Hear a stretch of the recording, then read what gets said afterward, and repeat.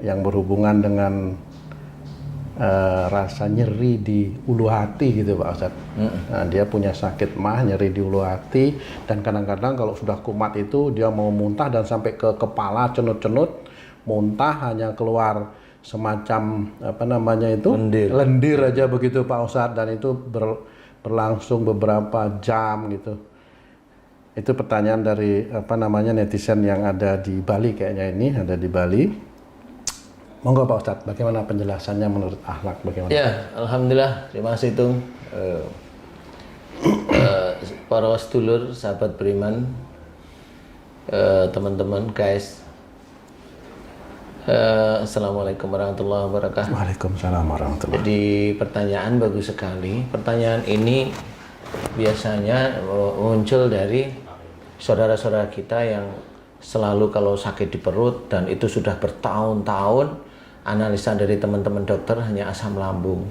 Ya nggak bisa disalahkan ya teman-teman dokter, karena memang ilmunya memang kalau seperti itu asam lambung. Kalau dari sisi apa sih, dari sisi akhlak, kemudian apa sih yang terjadi insya Allah sebenarnya ya atas izin Allah itu sebenarnya. Jadi yang pertama kali dari sisi akhlak itu ada dua kemungkinan kalau memang itu di ulu hati, kemudian di perut.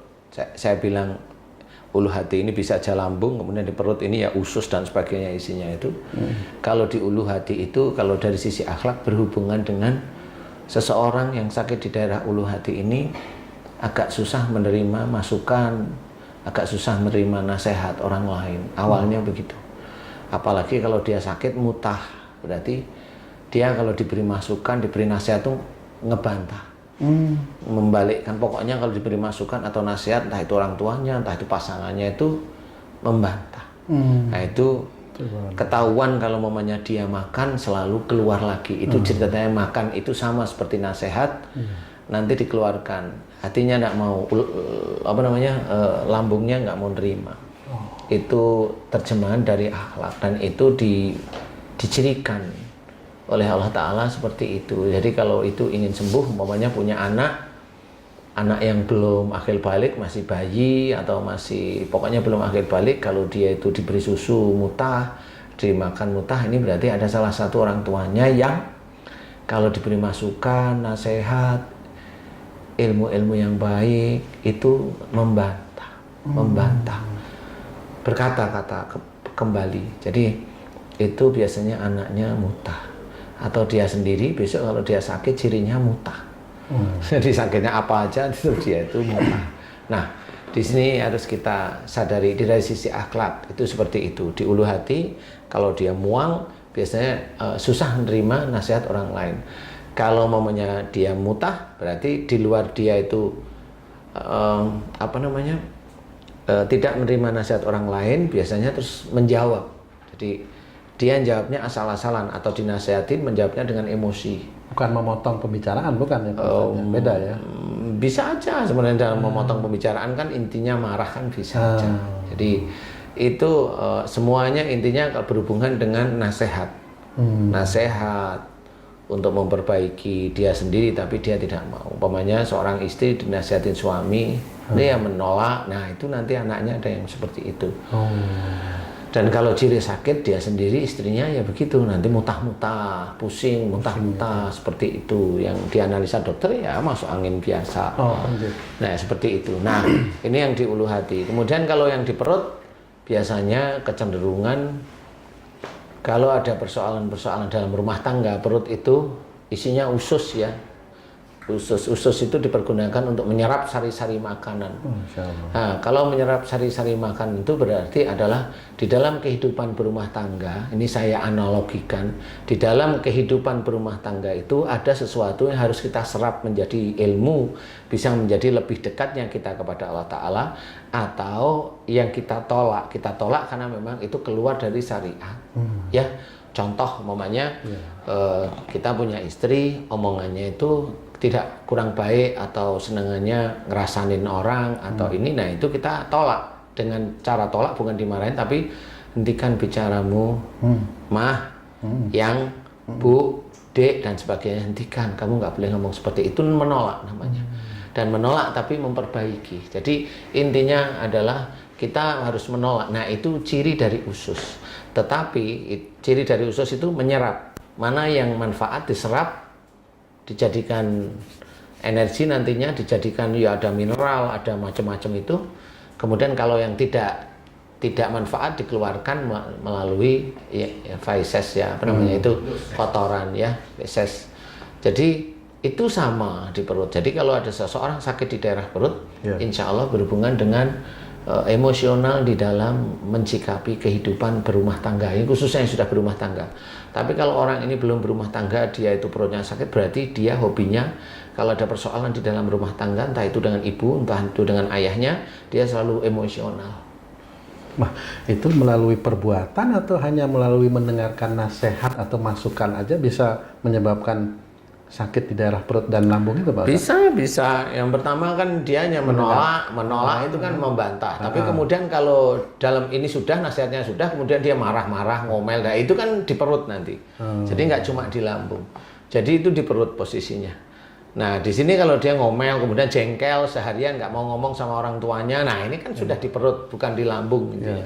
Sudah di perut, jadi tidak bisa mencerna bahwa kalau dia sebagai seorang anak harus mendengarkan pembicaraan, omongan, nasihat orang tua, dia nggak bisa. Jadi menyerap itu nggak bisa, sehingga itu insya Allah nanti sakitnya rata-rata di perut. Di perut rata-rata. Kalau momennya dia di ulu hati sakit, berarti dia sendiri susah menerima masukan atau nasihat dari orang tuanya atau dari pasangannya, seperti itu. Nah, apapun dari itu Pak Ustadz ya, apapun nasihatnya ya Pak? Apapun nasihatnya sebenarnya. Kalaupun umpamanya seorang tua kita itu memberikan nasihat salah, ya nggak usah dilawan, diemin aja dulu, diemin dulu, kemudian kita yang istighfar, jangan sampai emosi, kemudian kita muji Allah dengan bertasbih, biarin aja orang tua seperti itu. Nanti suatu ketika orang tua nanti biasanya kalau dia orang tua baik, dia akan tanya, saya tadi salah nggak saya ngomong, nah itu baru diperbaiki. Jadi ada orang tua yang seperti itu, kalau udah umpamanya anaknya itu diem, nunduk, itu kan kelihatan bahwa anaknya itu tidak menerima tetapi tidak juga melawan. Nah, orang tua pasti bertanya. Pasti dalam hatinya ada. Nanti dia akan bertanya. Biasanya seperti itu. Orang tua yang peka itu seperti itu. Nah, pada waktu nanti dia bertanya, ada yang salah tadi? Ya maaf ya Pak, maaf ya Ma, baru diceritain. Tadi Papa ngomong begini atau tadi Mama ngomong seperti ini. Mohon maaf tadi ngomongnya keliru. Di hadapan Allah salah. Maaf ya. Saya terpaksa memberikan nasihat gitu. Nah itu kan orang tua seneng namanya. Nah inilah masuk ke dalam ku anfusakum wa ahlikum naro. Jadi kita harus pahami bahwa di sekitar kita banyak sekali hal yang kita kerjakan bisa. Ini dari sisi akhlak.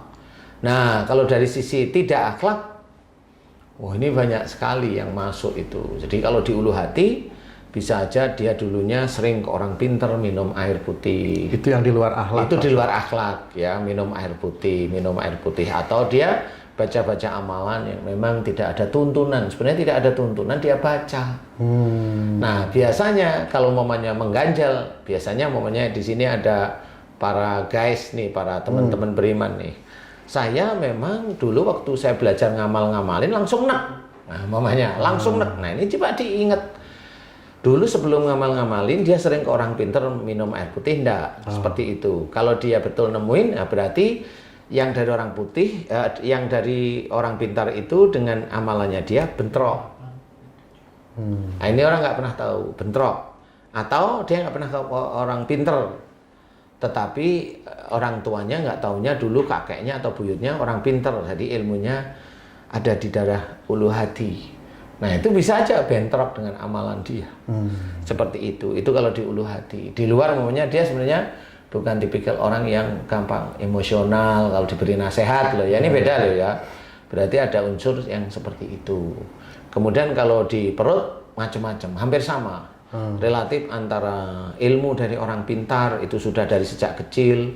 Kemudian dari dia ngamal-ngamalin sesuatu untuk membaca memang niatnya bukan karena Allah Ta'ala, itu pasti nanti akan masuk. Jin itu akan masuk kepada apapun yang dilakukan oleh manusia yang niatnya bukan lillahi ta'ala. Jin itu insya Allah masuk siapapun orangnya, orang Indonesia kayak, orang Cina kayak, orang Amerika kayak, orang Eropa kayak, orang Arab pun sama. Kenapa seperti itu? Karena memang orang itu disuruh hidup itu harus lillahi ta'ala.